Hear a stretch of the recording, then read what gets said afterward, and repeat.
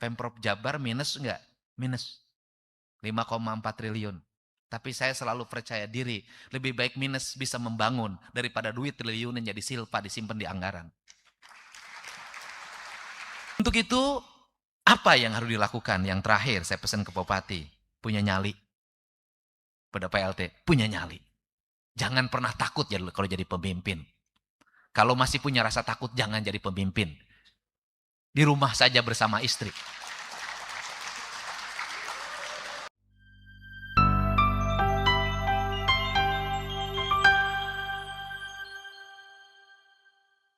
Hadirin yang kami hormati, selanjutnya marilah kita sambut dengan penuh rasa hormat kepada Gubernur Jawa Barat, Kang Deddy Mulyadi. Kami persilahkan.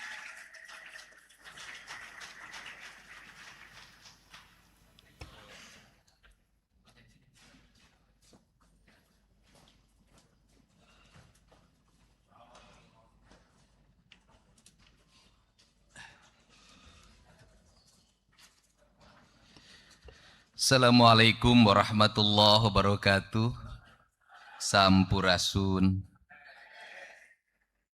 Yang saya hormati, saya muliakan dan saya banggakan seluruh masyarakat Kabupaten Bekasi yang hari ini sampai pada usia 76 tahun, usia yang sudah sangat tua.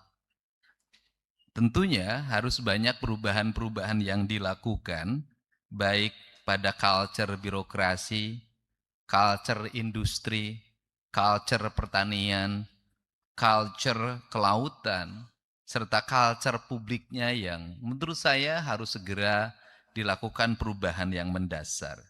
Sebagai pengantar awal, saya ngingetin ke Pak VLT Bupati Bekasi, sudah semestinya kita meletakkan dasar yang kuat di mana ibu kota Kabupaten Bekasi itu.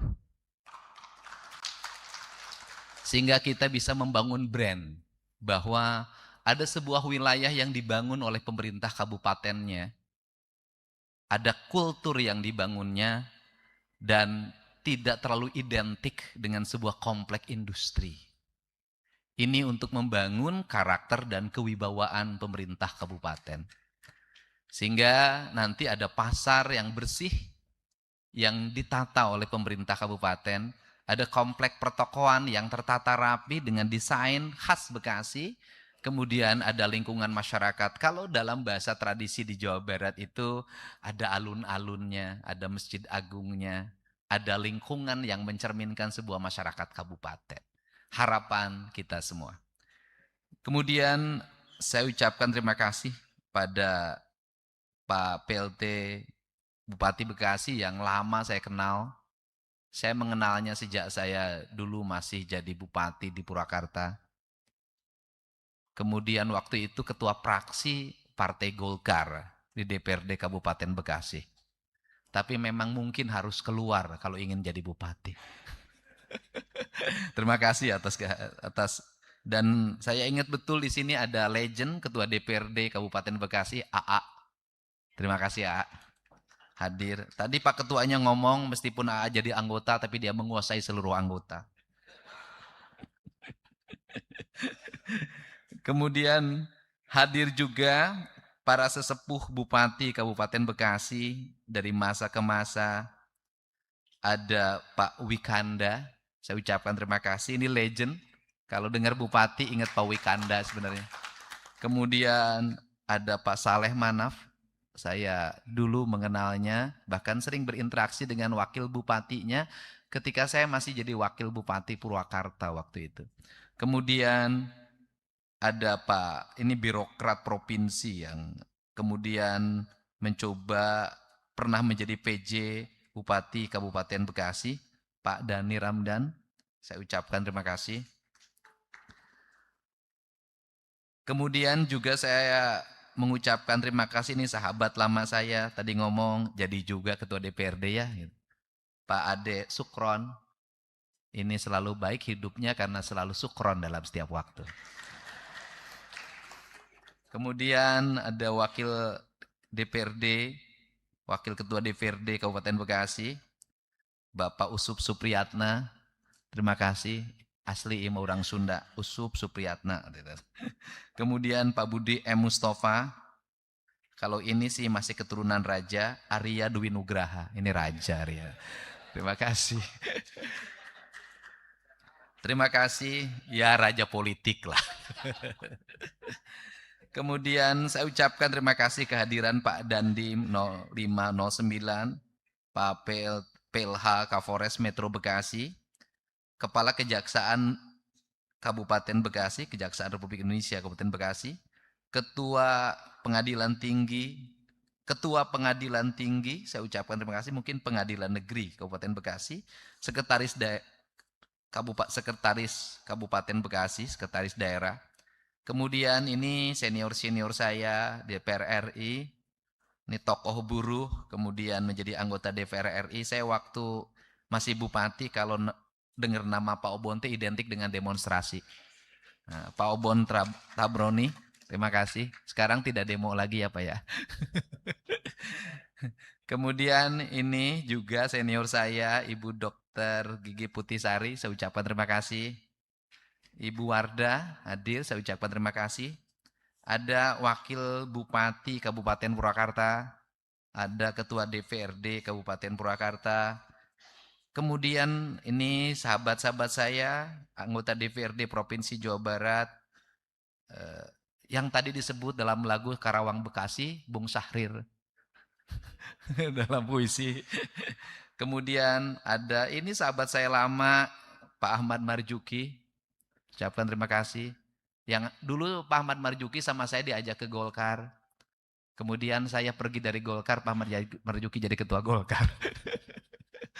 Kemudian Ibu Siti Komariah, saya ucapkan terima kasih. Yang pertama, kalau bicara kemudian juga seluruh kaum ibu yang ada di sini, yang hadir, para istri, Bupati, PLT Bupati, Ketua DPRD, pimpinan DPRD, unsur Forkopimda, istri anggota DPRD, dan suami anggota DPRD juga, saya ucapkan terima kasih. Kita bicara persoalan Kabupaten Bekasi. Apa sih yang tidak dikenal di Bekasi? Pertama, upahnya relatif paling tinggi di Jawa Barat. Relatif, karena saingan dengan kota Bekasi kalau tidak salah. Tentu dari upah tinggi ini akan berdampak pada tingkat kesejahteraan buruh dari waktu ke waktu, itu pertama. Dan kita cukup bahagia dengan ini semua. Tetapi ada yang kedua, implikasi yang akan terasa semakin tingginya arus urban ke Kabupaten Bekasi. Karena upah buruh yang tinggi akan mendorong orang dari kabupaten yang upahnya rendah, dari provinsi yang upah rendah untuk pergi ke sini, untuk bekerja di sini, sehingga bisa berkirim uang dalam setiap bulan dengan cukup. Jumlah orang yang dorong yang terlalu banyak akan berhadapan dengan ketersediaan ruang. Ruang untuk perumahan pemukiman semakin terbatas, ruang untuk areal pesawahan semakin terbatas, ruang terbuka hijau semakin terbatas, kemudian ruang pedesaan semakin terkikis, bahkan sampai ruang bergeraknya air dalam bentuk saluran air, sungai juga mengalami keterbatasan. Keterbatasan itu akan melahirkan konflik yang besar. Satu, konflik antar manusia. Disebabkan karena rasa depresi yang sangat tinggi, lingkungan yang berat, beban hidup yang berat, udara yang panas, ekologi yang semakin hilang, maka masyarakatnya akan depresi. Dalam sebuah masyarakat akan depresi, maka konflik akan terjadi dalam setiap waktu. Peristiwa yang aneh-aneh akan selalu ada dalam setiap waktu. Dari mulai konflik kecil di sebuah keluarga, konflik tingkat RT, tingkat RW, antar desa dan kelurahan, bahkan antar pelajar. Konflik ini akan terus. Di balik itu ada sebuah gerakan yang mendoktrin pikiran anak-anak muda, melakukan perusakan terhadap otak kiri dan otak kanannya. Tramadol berkembang di setiap sudut. Di warung-warung kecil, di pinggir-pinggir jalan, di semua daerah seolah tidak terlihat oleh RT, oleh RW, oleh Babin Kaptimas, oleh Babinsa, dan kemudian menggerakkan orang dalam spirit yang sangat kuat. Lahirlah pembegalan, konflik, pembunuhan. Ini adalah problematika. Seluruh itu harus diselesaikan dengan apa? Dengan kita harus mulai bicaranya nggak terlalu tinggi. Bicara terlalu tinggi gimana? Setiap kita ngomongnya ketinggian, tapi lupa lingkungan nggak pernah diurus. Maka kita harus mengajak kembali, innalillahi wa inna ilaihi rajiun. Kembalilah pada aspek dasarmu. Apa? Perbaikilah lingkungan di mana tempat kita tinggal. Pak PLT Bupati harus menggerakkan seluruh stakeholder dari seluruh jajaran birokrasi di mana dia tinggal. Di tempat tinggal itulah harus didata. Di tempat tinggal itulah perumahannya harus dibenahi. Sungai-sungainya harus dibersihkan. Sampahnya harus dikelola. Bangun dalam sistem jaringan pendidikannya harus tersedia. Berapa lulusan SD, berapa daya tampung SMP, berapa lulusan SMP, berapa daya tampung SMA, berapa daya tampung SMK. Maka sebuah spirit untuk mengikatkan moralitas antara pembangunan di kabupaten dengan provinsi harus terbangun dengan baik. Perspektifnya adalah walaupun kita tertinggal, dari mulai sekarang Pemda Kabupaten Bekasi mulai memelopori dan bersinergi dengan provinsi. Terus menyiapkan tenaga kerja terampil. Menyiapkan kelas menengah yang disubsidi lewat beasiswa pendidikan. Baik pendidikan SMK maupun pendidikan D3 dan S1. Untuk apa? Sampai kapanpun orang Bekasi akan menjadi penonton di kampungnya. Walaupun industri terus berkembang. Kalau kelas menengah industrinya tidak bisa direbut. Maka sudah selayaknya saya mengajak membuat sekolah manajer. Anak-anak dipersiapkan kelas menengah industri. Kenapa? Kita akan selalu mengetuk pintu perusahaan dengan berbagai problematika yang terjadi. Ada percaloan tenaga kerja, ada yayasan yang menjadi calo tenaga kerja. Itu terus-terusan terjadi. Masyarakat lokalnya terus terpinggirkan oleh apa? Tidak punya akses. Ketika punya akses cari duit. Duitnya pinjam dari Bank Emok. Dari bank keliling. Ini yang terjadi. Kerjanya kontrak 1 tahun diputus. Kemiskinan terus terjadi. Ini harus dibangun. Caranya apa? Anak-anak orang miskin. Pada lingkungan industri. Sudah selayaknya kita dorong jadi kelas menengah baru. Culture-nya harus dibangun. Bagaimana? Kalau dia tinggal dalam lingkungan rumahnya. Cara berpikirnya tetap pada lingkungan rumahnya. Sudah selayaknya nanti disiapkan mes. Di mana dia dididik untuk menjadi kaum usahawan. Wira swastawan. Kelas menengah baru industri. Sehingga dalam perspektif ke depan. Orang Bekasi kokoh menjadi tuan di daerahnya sendiri. Ini penting. Yang kedua. Membangun spirit culture lingkungan. Saya sering naik motor sebenarnya Pak Bupati ke sini. Saya sering keliling jalan, dari mulai Subang, Purwakarta, masuk ke Kerawang, Bekasi, sore hari. Ketika masuk ke wilayah Bogor, saya selalu menemukan, kok ini kampung original banget. Rumah-rumahnya tertata masih rapi, orang masih bekerja pada sektor pertanian. Kemudian di depan rumahnya ada papayon atau balai. Tetapi memang tekanan industri sudah semakin tinggi. Saya tadi nanya, itu desa apa saja? Kenapa? Udaranya masih bersih.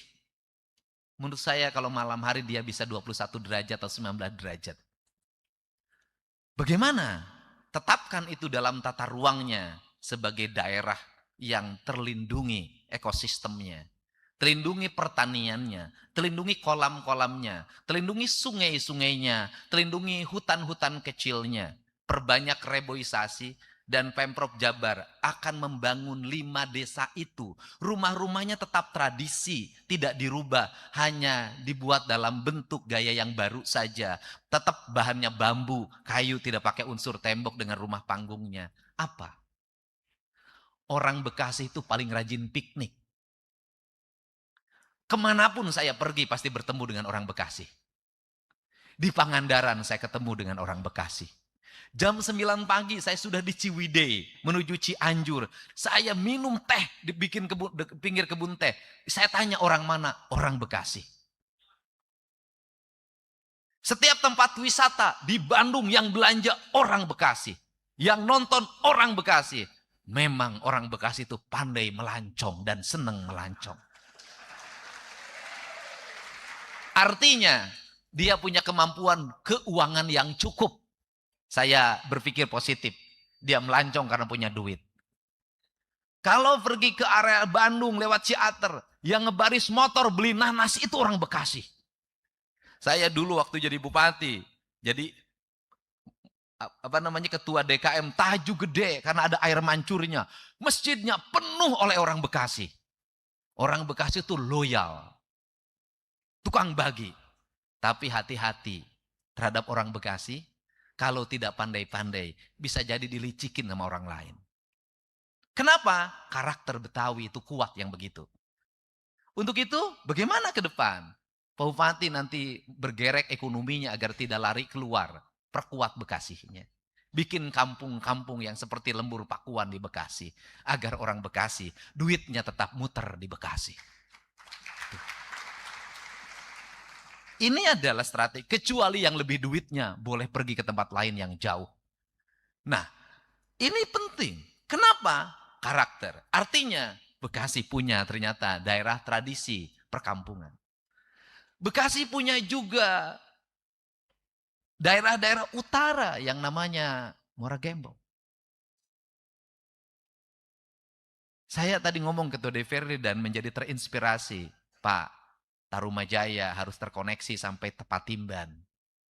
Saya bilang, oke ini masukan karena memang hari ini Pemprov akan membangun 3 jalur utama di wilayah selatan yang menghubungkan Bogor sampai Pangandaran. Kemudian yang menghubungkan antara Bogor, kemudian Bekasi, Karawang, Purwakarta, kemudian sampai Cianjur dan juga yang kita akan tahun depan membangun jalan yang disebut dengan Puncak 2 yang nanti juga terkoneksi ke Bekasi. Nah, seluruh rangkaian itu harus dibuat dalam kerangka berpikir yang kuat karena kita tidak mungkin meraih sesuatu yang tinggi kalau kita tidak bisa bermimpi. Maka di tengah-tengah keterbatasan anggaran yang dimiliki, tadi kalau ditanya Pemprov Jabar minus enggak? Minus 5,4 triliun. Tapi saya selalu percaya diri, lebih baik minus bisa membangun daripada duit triliun yang jadi silpa disimpan di anggaran. Semoga di Bekasi tidak terbangun tradisi itu. Karena sejak saya bupati dulu, Bekasi punya tradisi silpanya 1,2 triliun. Sejak saya bupati itu. Kalau saya minus dulu, minus 10 miliar, minus 20, Bekasi itu punya tradisi silpa 1,2 triliun. Jabar dulu punya tradisi silpa 1,8 triliun. Sekarang tidak ada. Jabar minus 600 miliar ketika tahun pertama saya memimpin. Kenapa? Uangnya dihabiskan untuk bangun sekolah, bangun infrastruktur, bangun rumah rakyat miskin dalam setiap hari. Di Provinsi Jawa Barat itu punya tradisi membangun rumah rakyat miskin dalam setiap hari. Setiap hari tidak usah pakai program. Cukup bangun, orang bikin WA, kirim KTP-nya ke gubernur, kemudian kami proses. Pak Bupati lakukan itu juga, metodologinya bisa diambil oleh provinsi. Bapak punya diskresi, nggak usah pakai judul anggaran. Bapak pergi kemana, nemu rumah rakyat miskin, kemudian nanti dimasukin itu KTP-nya, dicek, kasih konsepnya, kasih bantuan lewat nota diskresi bupati. Sehingga dalam setiap hari bertemu rumah rakyat miskin, kita bangun 2, 3, 4, 10, 15 dalam setiap hari. Kemanapun bupati pergi, maka di situ ada kebaikan yang diciptakan untuk kepentingan masyarakatnya. Nah ini cara. Untuk itu, kenapa kita melakukan itu? Kita harus malu dan menangis. Saya selalu menangis kalau dengar lagu Melati di Tapal Batas. Itu lagu yang pertama saya dengar ketika hari jadi Kabupaten Bekasi. Dan saya masih ingat di situ. Saya duduk dengan orang yang relatif dekat dengan saya secara emosi. Pak Ade Kuswara. Saya makan di situ.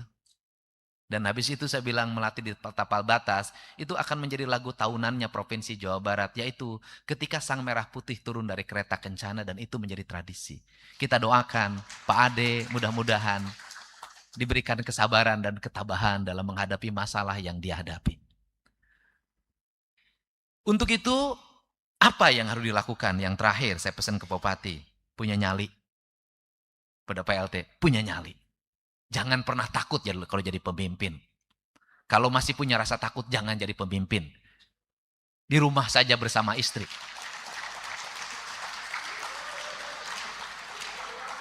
Itu pun juga akan menderita juga. Karena suaminya pemberani, istrinya jauh lebih berani. Kenapa? Ini mimpin Bekasi. Karena mimpin Bekasi, maka kepalan tangannya harus kuat. Karena mimpin Bekasi, maka suaranya harus keras. Kenapa? Karena yang dihadapinya orang yang kepalan tangannya kuat dan suaranya keras. Kenapa? Kita ingin mengembalikan Bekasi pada jati dirinya.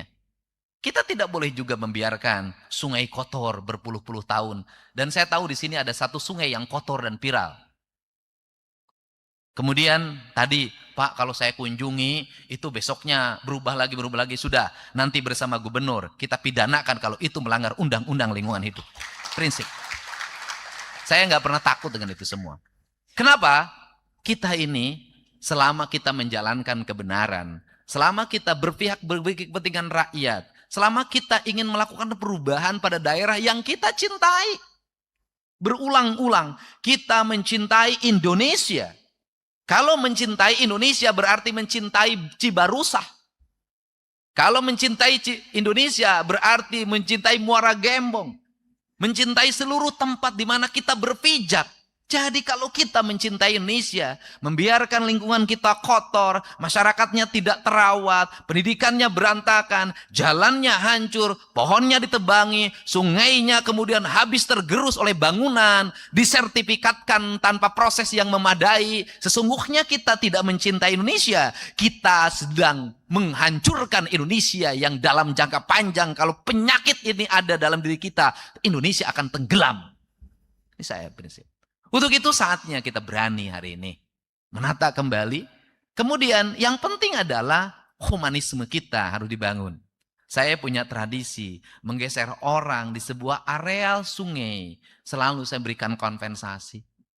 Kenapa? Betul dia melanggar, saya paham. Tapi selama dia digeser, dia kehilangan tempat penghasilan. Selama dia digeser, dia kehilangan rumah.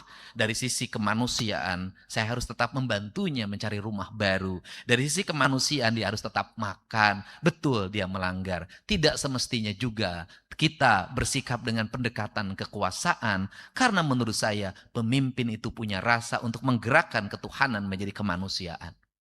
Ini prinsip. Untuk itu, saya mengucapkan selamat ulang tahun Kabupaten Bekasi. Teruslah melangkah untuk mewujudkan apa yang menjadi pikiran, gagasan, dan cita-citanya. Dan saya yakin betul, Pak Bupati ini dokter itu berani mengambil keputusan dan berani bertindak. Kalau ada yang galak, suntik saja, nggak ada masalah. Pokoknya Pak Bupati semangat. Dan tadi sudah menyiapkan lagu Rindu Purnama yang sudah latihannya lama. Saya bilang lagunya bagus tetap. Kalau sound systemnya nggak berek-bek bukan salah lagu, itu salah sound system. Nanti ke depan soundnya tinggal. Karena soundnya juga kalau saya boleh bicara tidak mesti lagi zaman sekarang kita pakai sound yang segede-gede ini. Sekarang ada sound yang kecil yang jauh lebih berkualitas, tidak kelihatan. Bekasi, rajanya dolar maka soundnya gede-gede. Bekasi itu di DBH 600 miliar ditunda aja masih bugar Bekasi itu. 600 miliar ditunda masih bugar saya lihat bupatinya. Masih nyisa anggarannya. Saya senang juga dengar ada 2 triliun untuk infrastruktur di Bekasi. Saya senang karena dengan cara itu Bekasi akan berubah. Tapi nanti jangan lupa Pak Bupati, nanti keliling pakai sepeda, di sebelah barat sana warungnya kumuh-kumuh. Nanti dibuatkan bangunan dari bambu, udah pakai genteng yang rapi biar ganteng kayak PLT bupatinya. Tapi seganteng-gantengnya PLT bupati tidak bisa berpaling ke lain hati karena istrinya jauh lebih sakti.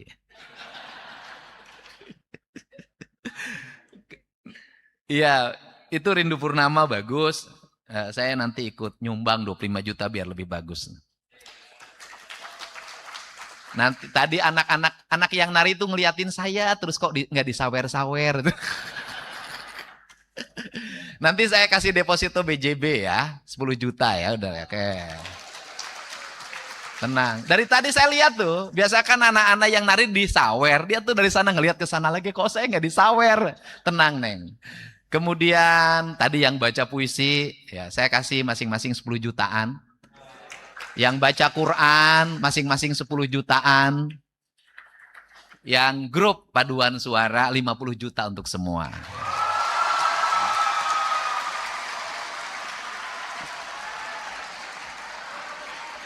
Di mana-mana sama, kalau dengar duit tepuk tangan.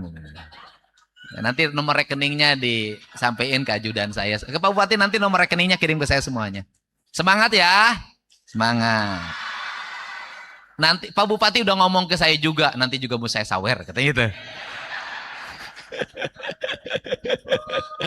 Enggak, Pak Bupati nyawernya dari mana kan? Enggak usah nyawer-nyaweran lah. Kalau saya rajin nyawer nggak apa-apa. Kalau saya kan gubernur konten, dapat duit dari konten dalam setiap santai aja.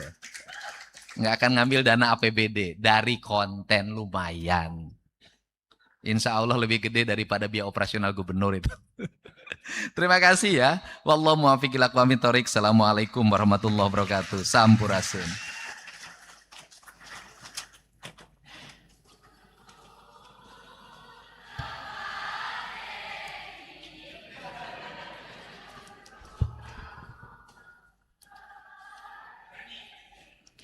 Baik, kami haturkan terima kasih kepada yang terhormat Gubernur Jawa Barat atas sambutan, arahan, motivasi, dan inspirasi yang telah disampaikan.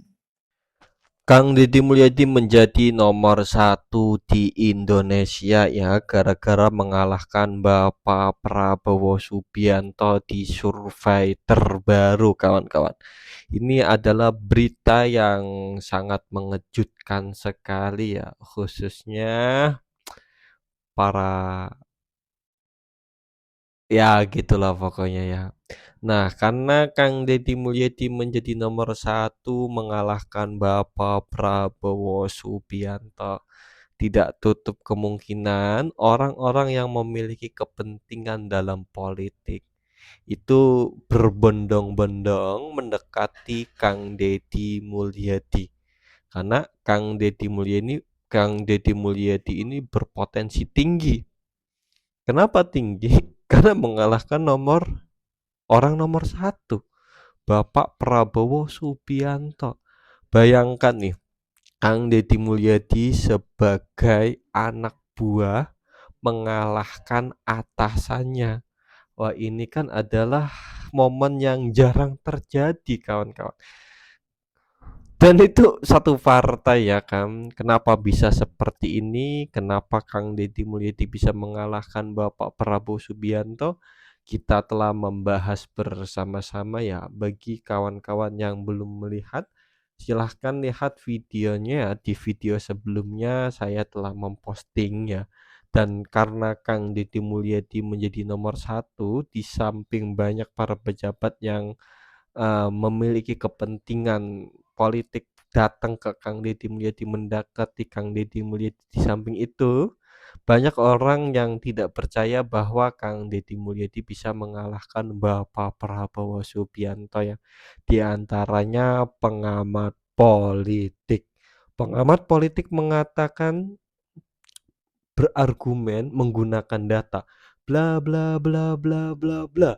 Akhirnya dibalas oleh Kang Deddy Mulyadi dengan data, bla bla bla bla bla. Data lawan data berujung pengkritik Kang Deddy Mulyadi minta maaf, kawan-kawan.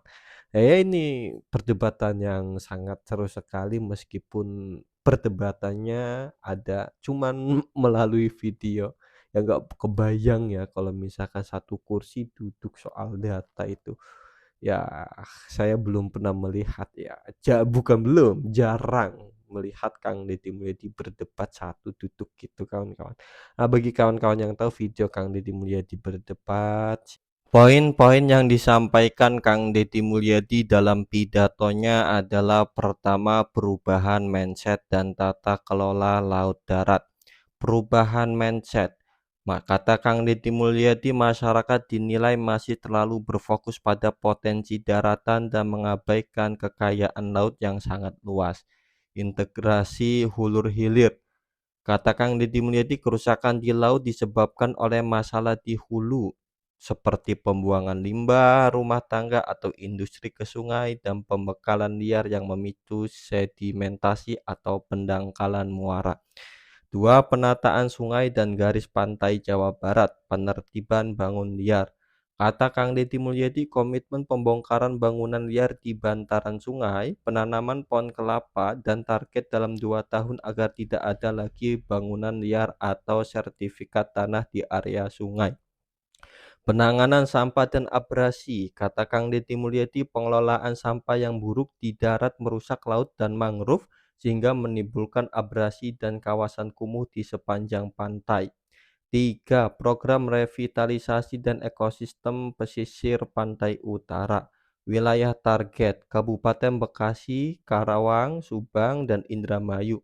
Pengembangan kawasan menjadikan kawasan pesisir yang abrasi sebagai area budidaya berbasis ekologi serta penanaman kembali mangrove. Dampak ekonomi diperkirakan dapat menyerap sekitar 100.000–120.000 tenaga kerja yang didukung integrasi sistem transportasi laut dan darat. 4. Fasilitas penunjangan dan layanan pesisir, pendidikan dan kesehatan, pembangunan sekolah khusus kelautan serta mengadakan kapal rumah sakit nelayan untuk memberikan layanan kesehatan antar pesisir. Infrastruktur udara, rencana pembangunan jalan beton sepanjang 2 km yang dapat berfungsi sebagai landasan pesawat kecil untuk kontrol lingkungan atau sungai dan ambulans udara. Pemukiman nelayan, pembenahan pemukiman nelayan di garis pantai utara dan selatan agar tertata bersih dan bebas dari kawasan kumuh.